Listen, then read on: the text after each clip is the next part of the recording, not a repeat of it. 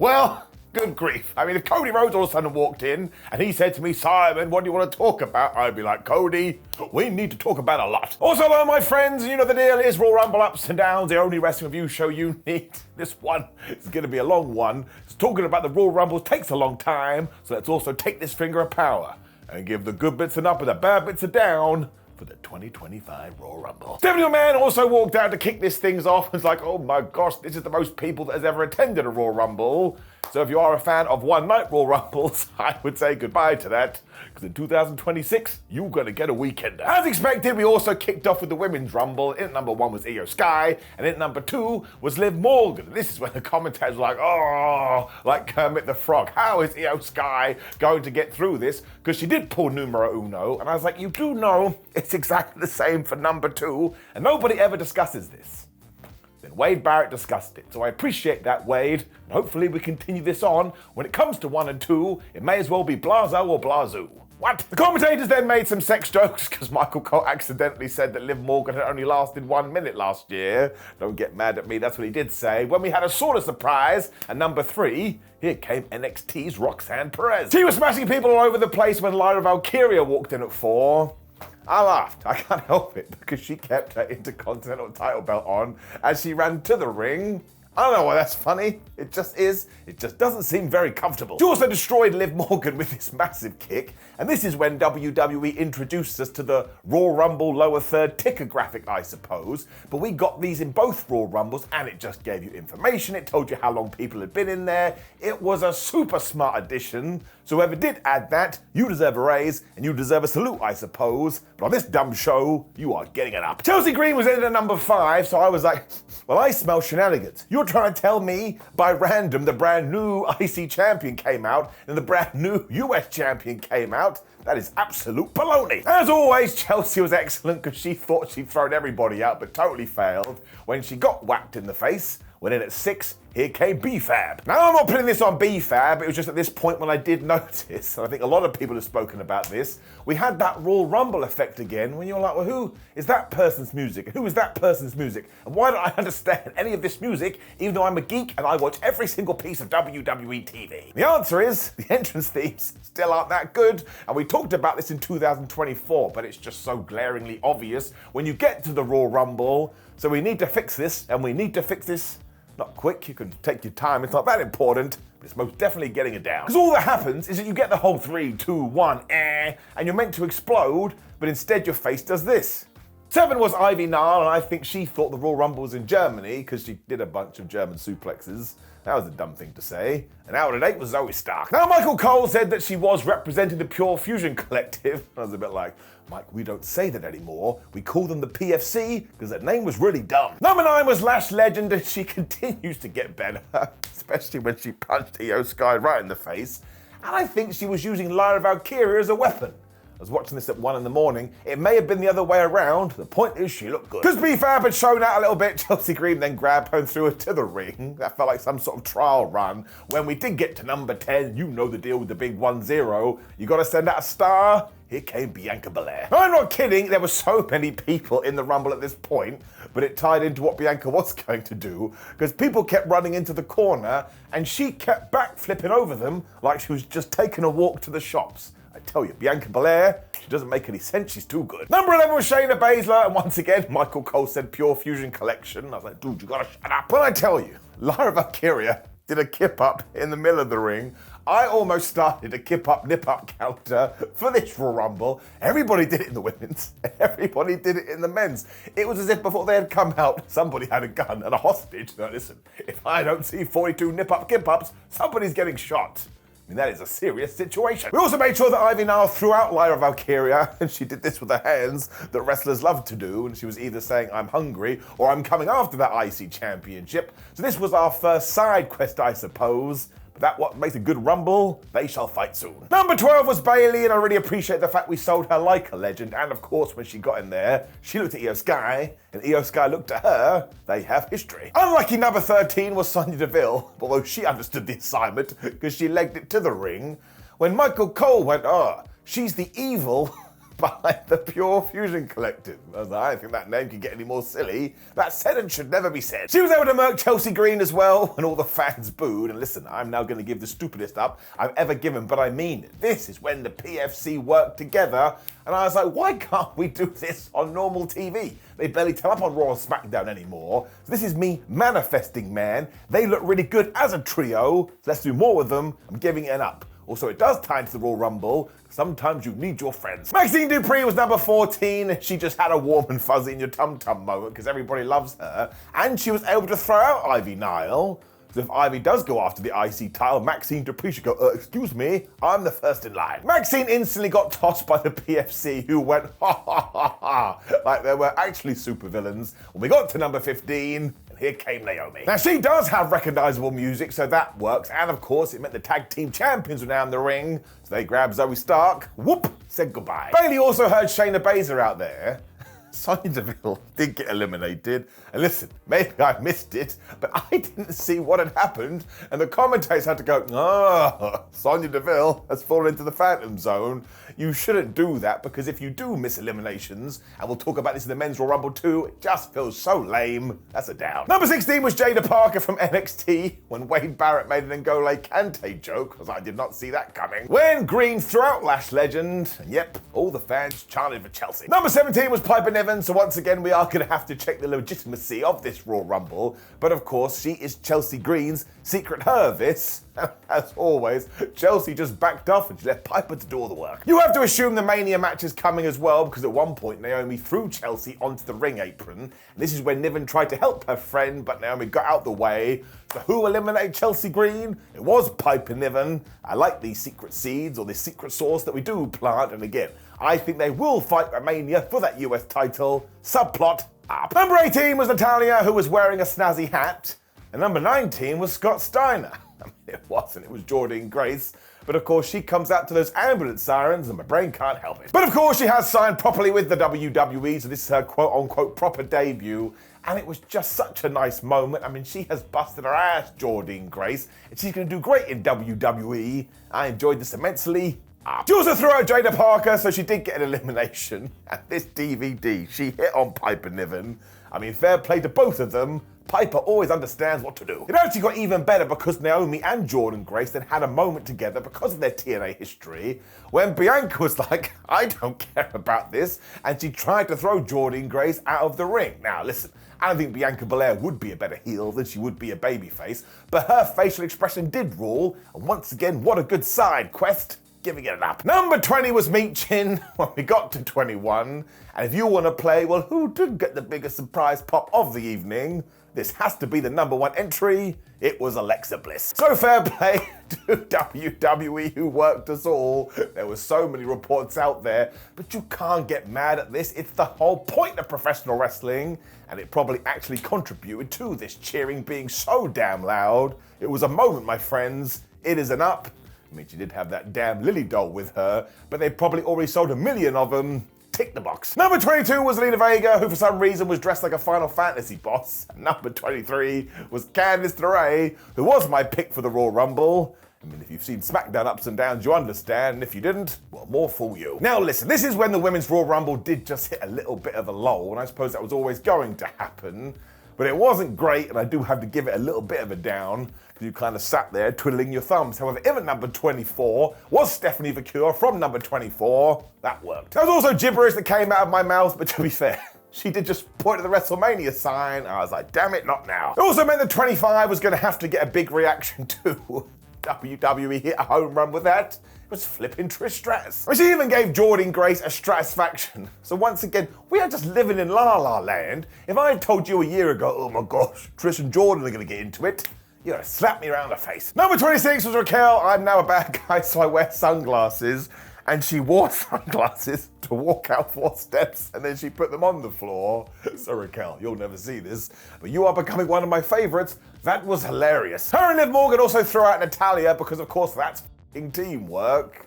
But also, again, the ring was way too busy. We needed to calm it down. Bliss then tried to eliminate these two, but because once again they are a partnership, basically Liv Morgan and Raquel got rid of Alexa, and it was more Liv Morgan. So I think that may be the feud. You know what, I'm all right with it. 27 was a massive one as well, and of course what everybody is talking about online. But as advertised, Charlotte Flair did make her big return. And let's just think about the human side here for just 1 second. She went through a year of rehab, which must have been hell.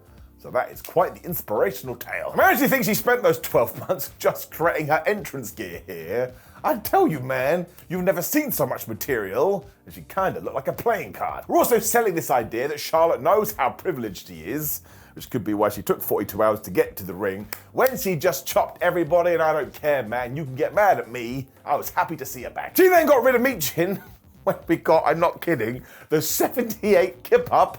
What the flub is happening? Flair threw Piper out of there too, so you knew that 28 was going to have to be a big deal as well, because things were cooking, and it was the flipping NXT Women's Champion, Julia. I mean, you could put her on the main roster tomorrow because she fit in like a glove, and we did a little bit of something between her and Io Sky.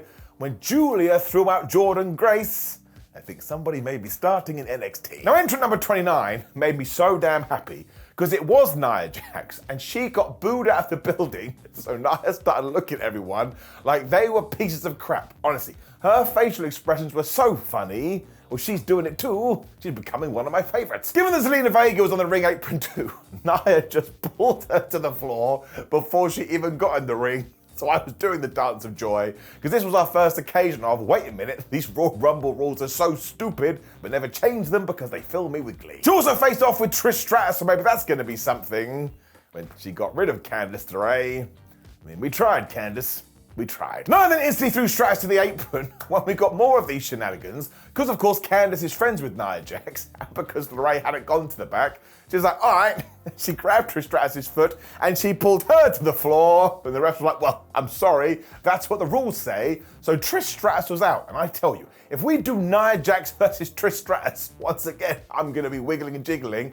That is just such a smart match, because you know Nia's going to get booed and you know Trish is going to be cheered. But also tied into our number 30 spot, which was Nikki Bella, and she got a huge reaction too. It goes to show how popular she is, because it did mean no Becky Lynch, no AJ Lee. This could have been a Rey Mysterio situation. It was not. For some reason, at this point, the entire Rumble crew went, oh, we don't like Nia Jax, so they tried to throw her out. But she turned into Thanos, because she knocked everybody down. Actually looked pretty cool. Nikki Bella then did some press-ups. I was like, oh no, at the time away, Nikki's forgotten what wrestling is, when we had Stephanie Vaquer and Io Sky pretending they were going to fall out. Everybody else then tried to join in, which is when Nia Jax was like, well, I've got strength, and she basically pushed them. And I'm not kidding you, she must have eliminated 6 people. Because it was Stephanie Vaquer, Io Sky, Bianca Belair, Naomi, Raquel, and Liv Morgan. I mean, I think that was the total numbers. Either way, if you wanted to hate Nia Jax, here was more ammunition. I am genuinely going to give Nia Jax and everything she did here an up, though, because I thought she was tremendous in this. When Roxanne Perez and Julia were going at it, makes sense. Charlotte then got involved too, and everybody was dancing on the ring apron. This is when Roxanne was like, all right, and she booted Julia into the ring post. So now Julia was gone. Nikki Bella then accidentally eliminated Bayley because she was trying to hit Nia Jax. And that happened so much in this Rumble too, when Nia was like, well, that was dumb. And she threw out Nikki Bella. Nia then remembered that Charlotte had a bad knee, so she went after that, but that was dumb because Flair was able to eliminate her, which meant our final 2 was Charlotte Flair and Roxanne Perez. And listen, nobody thought Roxanne Perez was going to win, although I would have been fine with it. Charlotte got her, throw out the ring. Charlotte Flair is the winner of the 2025 Women's Royal Rumble. Now, I totally get the internet being mad, but 1, I think the story is that WWE is going to lean right into this. And 2, I just think it makes sense. There's nothing wrong with having an obvious winner, especially given what we did with the Men's Royal Rumble. But now you do Charlotte Flair versus Tiffany Stratton. They can trade that belt for a while, but when the feud is over, Tiffany is standing tall, and we'll all stand there and go, oh, well, Tiffany Stratton is an amazing WWE superstar. So I think it's the right decision. You can get mad at me in the comments, but I did not feel as enraged as some people did, especially when we got to the end of the night. So overall, I am going to give the Women's Royal Rumble an up. It was very, very good, apart from that little lull in the middle, but I had a good time. Why do I watch wrestling? To be entertained. It was then time for our 2 out of 3 Fall SmackDown Tag Team title match between DIY and the Motor City Machine Guns. Given how long this video is probably going to be, let's just talk about the finish. Now, for starters, I just think the fans are a bit confused here due to what happened at the ending, but also they had one Royal Rumble, they knew they had another Royal Rumble, and in between we were going to get Cody and Kevin Owens in a crazy ladder match, And I think that just took away some of this match's heat. And there's also confusion here too, because we were 1-to-1 with falls after DIY had done that awesome fake tag spot and tricked the Motor City Machine Guns, allowing Ciampa to get the big old knee and the 1-2-3, and the Motor City Machine Guns had got their fall after the Skull and Bones. Michael Cole did exactly what Joe Tessitore had done on SmackDown 2. Anytime they hit this move, the commentator just says their name, Motor City Machine Guns. Something funny's going on. Anyway, just when it looked like the Guns were going to win, the Street Profits turned up. They had crutches. It turned out they weren't injured at all. They whammed the Motor City Machine Guns. DIY hit me in the middle, and they retained their belt. The thing is, right after this though, Montez Ford and Angelo Dawkins also took out Tommaso Ciampa and Johnny Gargano when Michael Cole decided, well, I'm all gonna give you some exposition. Because he was like, well, I can tell you what happened. DIY were the people that took out the Street Profits all those weeks ago. So they attacked the Motor City Machine Guns because the Street Profits are so mad, they want to be the ones to take the tag team titles from Johnny Gargano and Tommaso Ciampa. What? It's way too convoluted anyway. But also, you don't want somebody explaining to you. We should be able to figure it out for ourselves. Now look, the match was really good because they're such good wrestlers, even though it was a little bit anticlimactic, so I am gonna give it an up. Their story, it's not a good story, or at least it's not for me. And listen, I don't think WWE or any wrestling company should write stories for me, but it's also my feelings, my heart, my soul, my life. I do have to give that a down. I mean, look at the fans, man. Even they were like, I think this is happening, but I'm not 100% sure. So I really do hope there's a longer term plan for the SmackDown division, because we do have the teams. We just need to tighten the bolts a little bit. When it was time for our big WWE title ladder match, and I think deep down in our tootsie toes, we all knew that Kevin Owens wasn't going to win. So him and Cody Rhodes instead went out there and they tried to kill each other. I mean, almost instantly they were on the outside and Kevin Owens slammed Cody into the ladder and then he fell on the concrete floor. Then they were brawling all around the place and we got blood after a while, because of course we did. We also had loads more ladders coming into play when finally Kevin was like, oh yeah, I meant to climb this thing to get a belt. But that's when Rhodes was back. He had another ladder and he blasted him. Owens then started to make a ladder bridge, so I was getting all the heebie-jeebies. When from nowhere, he had this tiny ladder. So I was like, wait a minute. In terms of the wrestling story, I'm meant to believe, who the hell put that there? But Kevin Owens, man, this is why he is the modern day GOAT. He pretended he was going to do a move off that thing and then went, nah, I'm not doing it. They then continued to pummel each other when Cody was hanging from the flipping belt. And do you know how Kevin got him down from up there? He essentially gave him a pop-up powerbomb. And watch how Cody lands, he folded up like an accordion. By this point, Kevin was just killing Cody Rhodes, so Cody had to come back with something as he suplexed Kevin onto a ladder. And go and watch the other slam that he gave him. Kevin Owens lands right on the edge of his back. I don't understand how he's walking around. So I swear that Owens is just obsessed with killing himself in these things, when we essentially got a powerbomb on a ladder, heads going into ladders, and the Fisherman's Buster through all of these ladders. And that was so devastating, all the medical personnel ran out and they were like, I think they may be killed. Now this is when Sami Zayn was there too, and of course we pretended maybe he was going to interfere. But the kind of spin on that one is that he didn't, and these two continue fighting. He just left. Cody was able to use this to his advantage because he did hit Kevin with the crossroads. This is when Kevin was bleeding everywhere.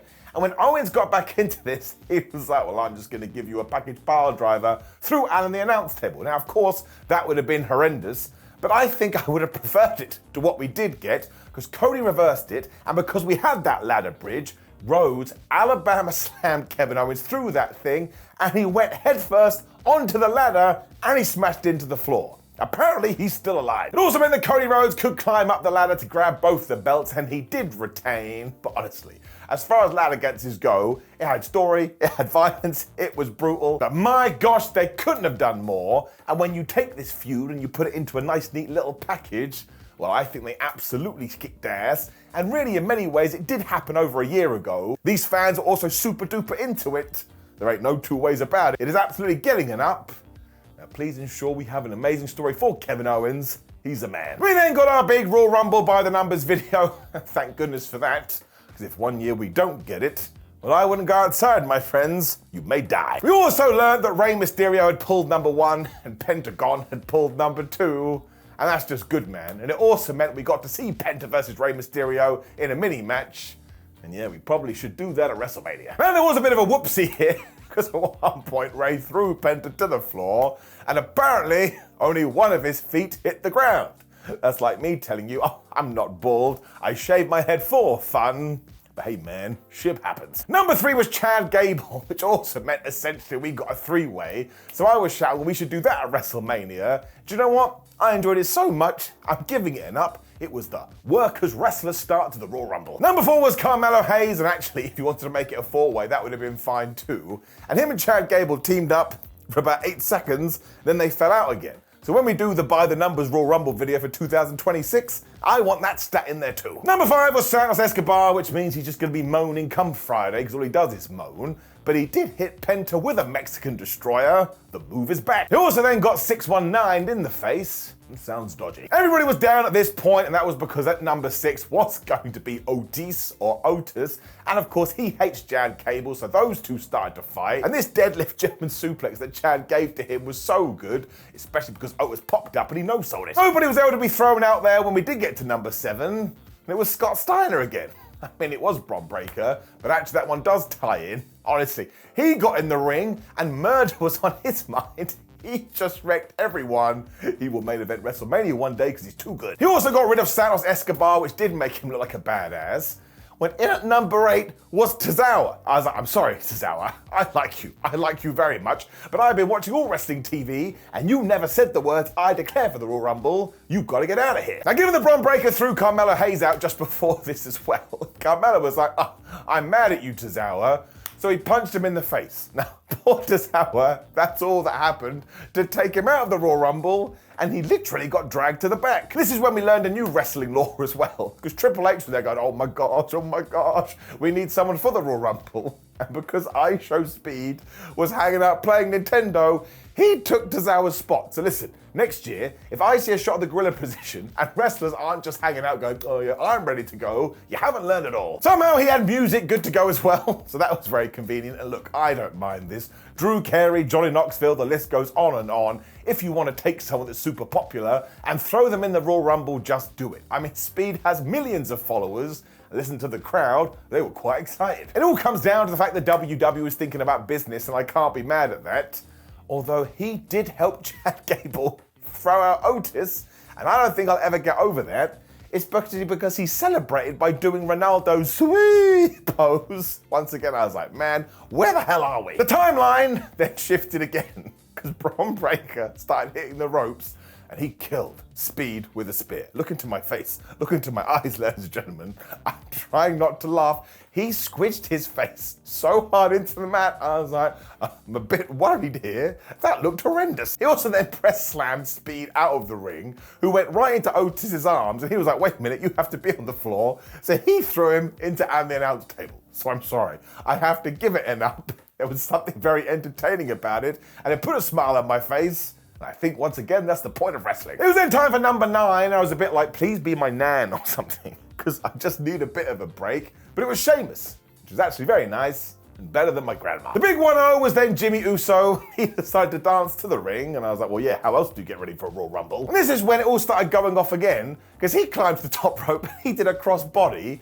and if it wasn't for the kip-up, nip-ups, this would have been number 1. Everybody kept climbing to the top rope and doing crossbodies. 11 was Andrade, so at some point he must have declared for the Royal Rumble. Don't know how he got in there. But number 12 was a big one, because here came Jacob Fatu. And as I keep telling you, if you are looking for a partner in your life right now, find you someone like WWE treats Jacob Fatu. Michael Cole described him as a dark horse. I was like, screw that, he's just a horse. And he threw out Rey Mysterio, he threw out Chad Gable, he threw out Andrade. In about 2 seconds, you're like, my gosh, he's the best. There was a camera work here that was so damn good though, because then Bron Breakker appeared behind him. And of course, we've teased those two before. That gave me a feeling in my tum-tum. Now, he didn't get much here because in at number 13 was Ludwig Kaiser. And this man is just tremendous. He had those amazing facial expressions too. He didn't get in the ring. There's no rush. In fact, he's going to take his time. Now, this actually backfired on him massively because when he did get in the ring, Penta eliminated him in about 3 seconds, to the point for a while there was like, oh my gosh, was that the fastest elimination in history? Now, it has still gone down to Santina Marella, but apparently we are going to do the Penta versus Ludwig Kaiser feud, so there's a subplot, there's a side quest, and again, it's Ludwig's face, man. He sells this wonderfully. I like this 2-up. Number 14 was The Miz, and listen, I love The Miz and think he's had an all-time career, but never in my life have I seen someone enter the Royal Rumble and go, you have absolutely no chance of winning. that was doubly true. He slapped Jacob for 2. I was like, you are nuts. When we did get to number 15, Joe Hendry. Now, I don't want to break the fourth wall too much, but I'm going to do that anyway, because I just want to send all the love and all the praise to Joe Hendry. We don't actually have time to get into it here on this video, but his story is amazing, and the fact he just debuted in WWE at number 15 of the Royal Rumble, and 65,000 people went crazy for him. Well, you just got to give him a round of applause. This is an inspirational path that he has walked, and I ain't even thinking about it twice. It's absolutely getting an up, and he will be able to carry that for life. He was able to smash a bunch of people too when he could do his big old turn, which is a strange sentence, when Jacob Fatu just ran through him, so you could see what we were trying to achieve here. Sheamus was then able to make me laugh out loud though, because he got on Jacob's face. He was like, what are you doing? Why did you take out Joe Hendry? I was enjoying that. And he tweeted this out as well. Honestly, that man is the most underrated wrestler of all time. I think he's flipping superb. The entire environment then changed though, because in at number 16 was Roman Reigns. I know the internet's always like, oh my gosh, cinema aura and all these dumb words, but you can't really fight it here. That is what it felt like. Now, he threw out the Miz, because of course he did, and he took out Sheamus too, which did upset me, when Joe Hendry decided, damn it, I'm gonna go after Roman Reigns. That was a terrible idea because he got speared and Roman threw him out the ring. Honestly, go and watch this moment. It turns really quickly, but I think there were a few people like, man, we should boo Roman Reigns. And they thought, oh no, actually, we love Roman Reigns. But again, Joe, you totally killed it. This then got so damn good because it was Bron Breakker versus Roman Reigns, and Bron Breakker hit him with a spear so hard. I was like, man, no one has hit Roman that hard in ages. It made me make such a weird noise. I'm giving it its own special up. The only issue I have is that when he did go to throw out Roman, Reigns magically was able to reverse it, and he threw out Bron Breakker. Now, this was totally fine, because Bron looked at him like, I'm going to remember that, you son of a ditch. But I also went nerd here, and I was like, damn it, Roman, you can't no-sell that spear. Like, he was holding his tum-tum going, oh, I'm in a lot of pain. I'm giving that a down. That's a very kayfabe down, but it's my stupid show and I'm doing it. However, Jacob Fatu then grabbed Jey Uso and threw him out, which meant we got the face-off between Roman Reigns and Jacob Fatu. And instantly I was like, you know what? I'm totally fine. I'm really happy. This then continued because Drew McIntyre came in at 17. As we were about to learn, you don't actually need that many surprises when you have a bunch of top stars. I mean, just you wait and see. Jacob and Drew even started to form a bond here to beat up Roman Reigns. And don't forget, Jacob and Drew, that could be a sitcom on NBC. Number 18 must have gone Celine Dion as well and been thinking twice backstage, because how in the hell were you going to get involved here? But actually it was Finn Balor, and I love Finn Balor. However, still getting it down because he came out to the most generic entrance music ever. Maybe he's had this for a while, I hadn't picked up on it, but given the Royal Rumble setting, it gets in your ears. It's Finn Balor, man. He's always had good themes, what are we doing? 19 was Shinsuke Nakamura, and I'm sorry, he definitely did not declare, and he barely ever turns up for TV, and this US title reign has now annoyed me, so I'm giving it a down. I don't know why, but now we're here. This is when we got our first lull in the men's Royal Rumble, but again, it had been so insane, I suppose this had to happen. And Drew was able to carry the thing on his back, because he just kept yelling at Roman Reigns, this is your fault, Roman, I hate you. Penta then wrecked Jacob with a Mexican destroyer, but he was way too happy. And it was Finn Balor that got rid of the masked man. That actually pleased me, because I love Penta, but I'm just glad Finn got something. Number 20 was next, and it was Jey Uso. And this is the note I made when I was watching it live. Obviously, I didn't know what was going to happen, and no, I did not predict this, but I wrote, if the Royal Rumble was based on pops, he should have won. What do you know? He flipping poisoned Rana Jacob for 2, which I wasn't expecting, when he did grab Shinsuke Nakamura, and he threw him over the top rope. Go Jay. Number 21 followed this too, and I absolutely lost it because I am a geek. AJ Styles is back. Now, it sounded like when he did suffer that injury, it was a proper horrible wound. So the fact he has able to come back and he still looks as good as ever, I'm just gonna give it an up. Because it comes down to feelings again, man. I think he's one of the GOATs, and he made me happy. He also had a stare down with Jacob for 2, as Michael Cole went, oh, AJ Styles, meet the Samoan werewolf. And I was like, damn it, you turned it into a kid's TV show. We then definitely started to speed up the clock because all of a sudden it was number 22. And this is what we heard. Raw! Because Braun Strowman was here. And why did he even bother wearing a t-shirt to the ring? He got rid of it instantly. Now obviously he hates Jacob, so he stormed to the ring with such a purpose. When he got in there, And he just looked at the guy. Why do wrestlers love doing this? You've clearly got rage, use it. Now it all ties back into that Saturday night's main event because Braun Strowman was able to eliminate Jacob Fatu, and he was so damn mad he just threw furniture around the place. And this just goes back to a little thing we did talk about last week. That's why Jacob should have just got the 1, 2, 3. I think it would have made it even more impactful. Was still perfectly fine. You also had no time to worry about it either, because in at number 23 was John Cena, and again, the reaction for him was stupid, but he was going to the ring. Do you know who was looking at him? It was Jacob Fatu. Get excited. He was on fire as well, because he got rid of Braun Strowman and he got rid of Finn Balor, who actually almost died. Braun was meant to catch him, he just fell right on his head. It also meant we got to our big moment when Roman Reigns looking at John Cena, and John Cena was looking at Roman Reigns. Guess who came in at number 24?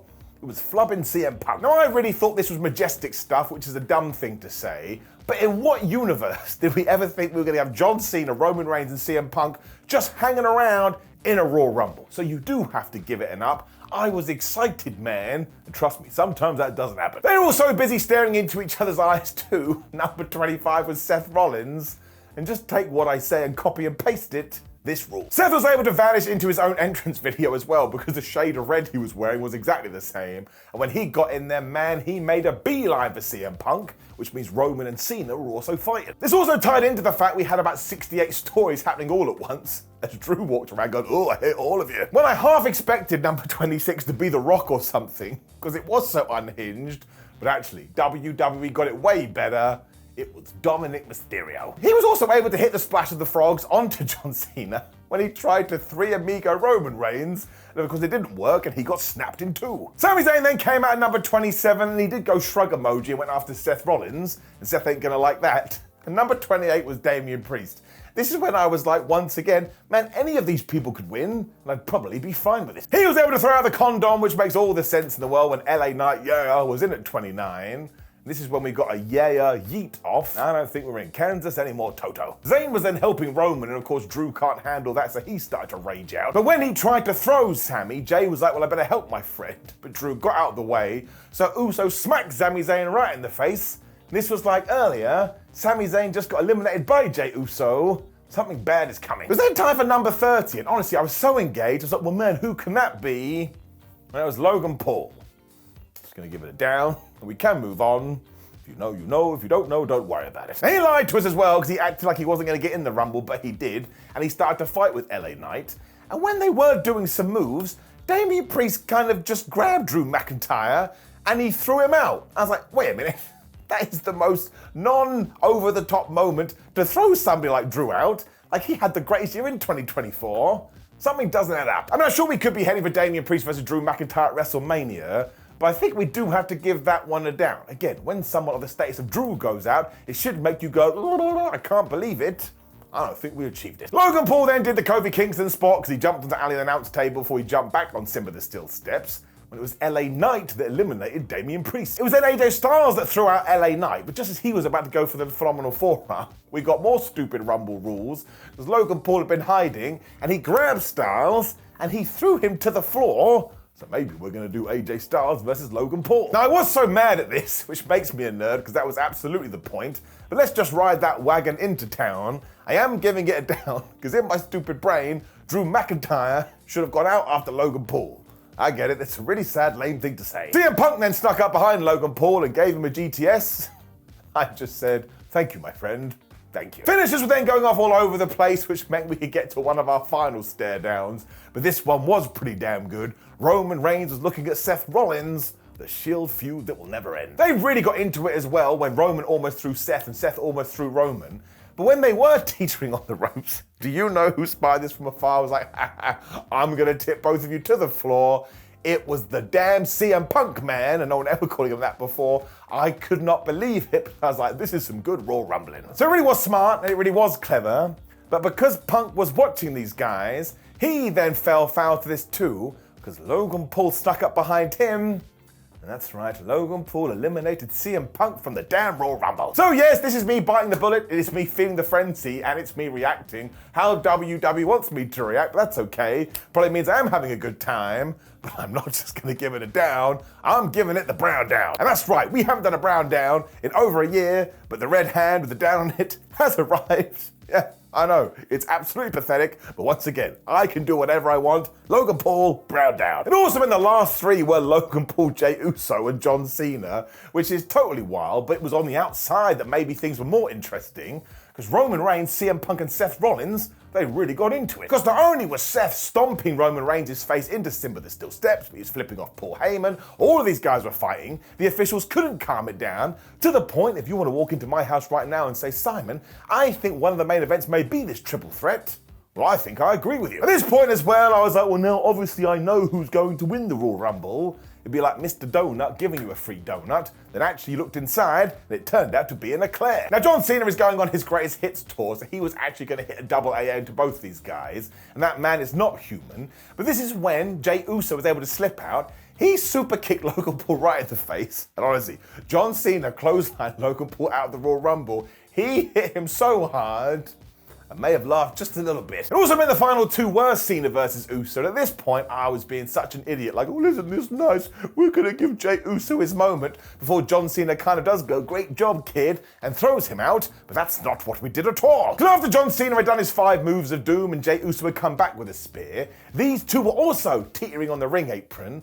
And just as John Cena was going to hurl Jey Uso to the floor and win the 2025 Royal Rumble and sort of tie records, because it would have been his 3rd Royal Rumble and no one's ever won more than 3, although some people have won 3, don't even know what we're talking about now. Jey Uso went nope.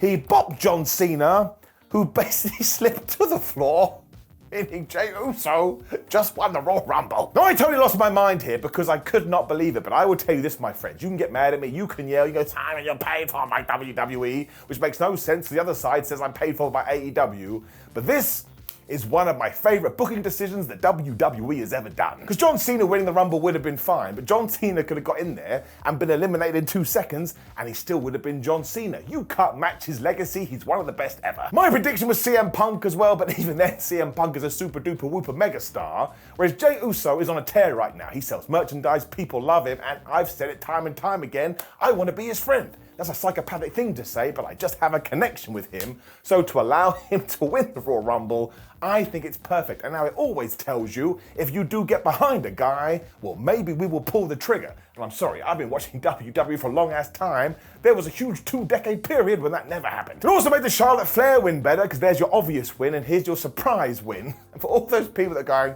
Jey Uso wouldn't be over if he didn't have a cool entrance and say yeet, he does both these things. It ties back to what I always say, the crowd that go, oh, this Batman game wouldn't be good if Batman's in it. Batman is flipping in it. So honestly, you can throw all your barbs at me, which you're allowed to do because I appreciate and love all your opinions, but this isn't just getting an up, it is getting a golden up, because again, I watch wrestling to be entertained, and I watch wrestling, it seems, to make noises, and it sounded like a goat was giving birth, the things that were coming out of my mouth. I think this was brilliant, and I didn't see it coming. Also, shout out to the people that are now going, oh, I knew Jey Uso was going to win. No, you didn't. That's why it was so good.